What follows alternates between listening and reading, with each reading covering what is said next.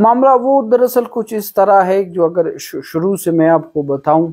ہوا یوں کہ جب اکتوبر 2013 میں، غالباً اکتوبر کا مہینہ تھا جب میں ایڈوائزر بنا، تو اس کے کوئی 3 4 یا 5 مہینے بعد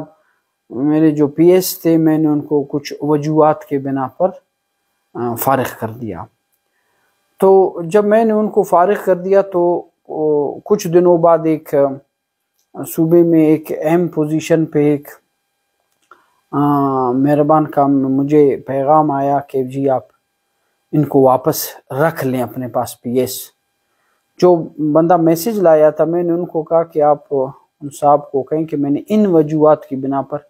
پی ایس صاحب کو اپنے فارغ کیا ہے، اگر آپ پھر بھی کہتے ہیں کہ رکھ لیں تو میں آپ کی خاطر رکھ لیتا ہوں۔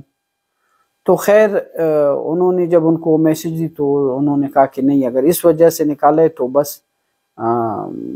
دوبارہ نہ رکھیں۔ کچھ عرصے بعد پھر ان صاحب سے میری ملاقات ہوئی، تو انہوں نے کہا کہ یار مجھے دراصل یہ بات کہی تھی عامر نے۔ اچھا، عامر ابھی ایک اہم کیریکٹر آتا ہے اس معاملے میں۔ عامر یہ آپ میرے خیال میں غالباً جانتے ہوں گے، فقیر حسین صاحب ہوتے تھے جام یوسف صاحب کے ساتھ سی ایم سیکریٹریٹ میں ڈپٹی سیکرٹری، یا کتے بہت شریف خاندان، عزت دار آدمی تھے۔ یہ ان کے صاحبزادے ہیں عامر۔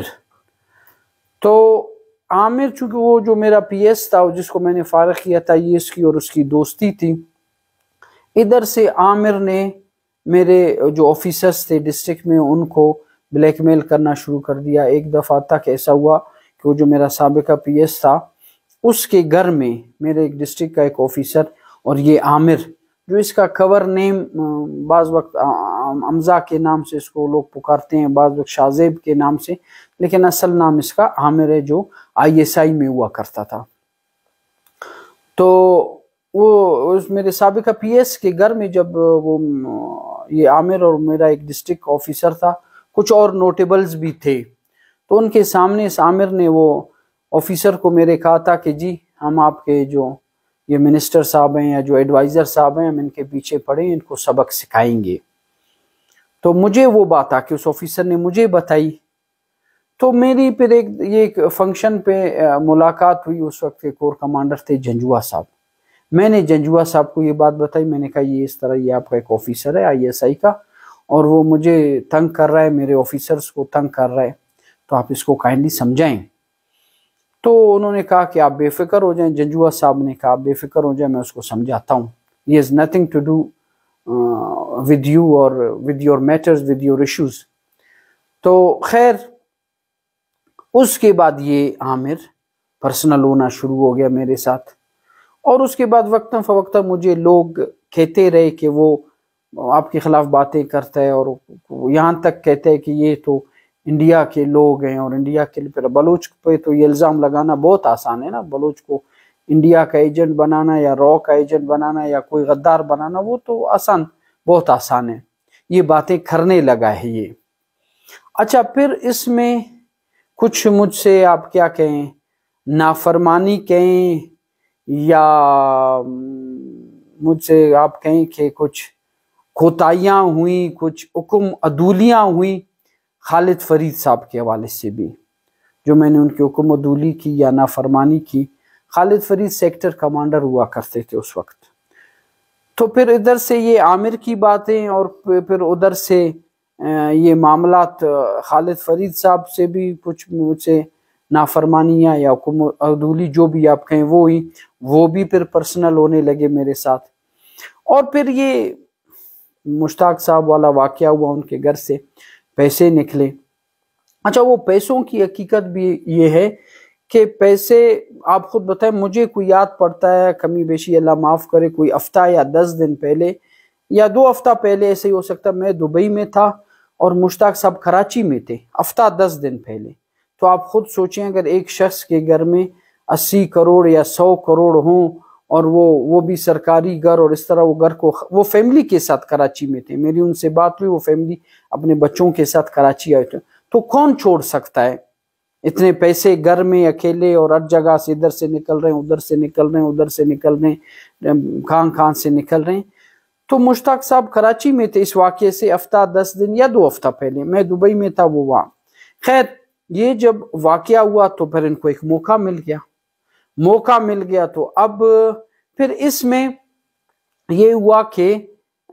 جو اس وقت کور کمانڈر تھے عامر ریاض صاحب، ان کا اور کردار نہیں تھا، میں نے بھی اللہ کو جواب دینا ہے، لیکن انہوں کا یہ کردار ضرور تھا کہ انہوں نے کچھ صوبے کے جو اس وقت بڑی پوزیشنز پہ یا مضبوط لوگ تھے ان کو بچایا، ان کو اس کیس سے نکالا، ان کا یہ کردار ضرور تھا میری معلومات کے مطابق۔ اچھا، خالد فرید کو جب یہ موقع ملا تو یہ مشتاق والا واقعہ ہوا تو پھر مجھے میرے پیچھے لگ گئے یہ سارے خالد فرید اینڈ کو، یہ کمپنی سارا انہوں ادارے کو ہی میرے پیچھے لگا دیا، اور میری معلومات کے مطابق آگے بولتے رہے کہ دہشت گرد کو پکڑا ہے اور سٹنگ منسٹر کو جو اینٹی اسٹیٹ ایلیمنٹس کو سپورٹ کرتا ہے، کیا کیا اس طرح کی باتیں اوپر لیول تک یہ لے کر گئے اپنا پروموشن کرانے کے لیے، اور مجھ سے جو وہ ایک بغض عناد تھا اس کو بھی نکالنے کے لیے۔ اچھا، 72 یا 73 دن کوئی تقریباً میں رہا نیب میں، ظاہر 72-73 دن میں ہماری دوستیاں بھی ہوئی، وہاں لوگوں سے اچھے لوگ بھی ہیں، ہر جگہ اچھے لوگ بھی ہیں، تو وہ مجھے یہ کہتے رہے، میں نے کہا میرے ساتھ کیوں یہ ہو رہا ہے؟ تو وہ کہتے تھے کہ خالد فرید آپ کے ساتھ پرسنل ہیں، اور وہ کہتے ہیں کہ I want to teach him a lesson and I want to make him example for others who disobey۔ یہ نیب والے مجھے کہتے تھے،